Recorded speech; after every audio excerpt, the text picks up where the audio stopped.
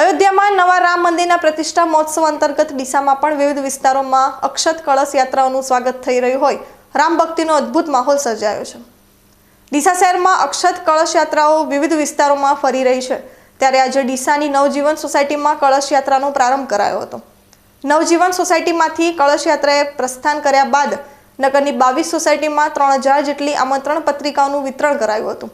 દરેક સોસાયટીમાં ડીજે અને ઢોલ નગારા સાથે કળશ યાત્રાનો પ્રવેશ થતા યાત્રાનું ભવ્ય સ્વાગત કરાયું હતું।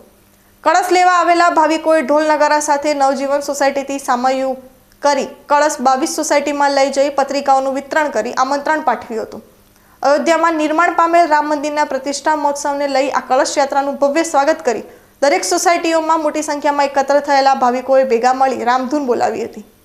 સોસાયટીના લોકોએ આરતી પણ કરી હતી। આ રામધૂનનો સૌ કોઈ લાભ લઈ રહ્યા છે। આ કળશ યાત્રામાં પાલિકાના ઉપપ્રમુખ શૈલેષભાઈ રાયગોર સહિત અન્ય અગ્રણીઓ ઉપસ્થિત રહ્યા હતા।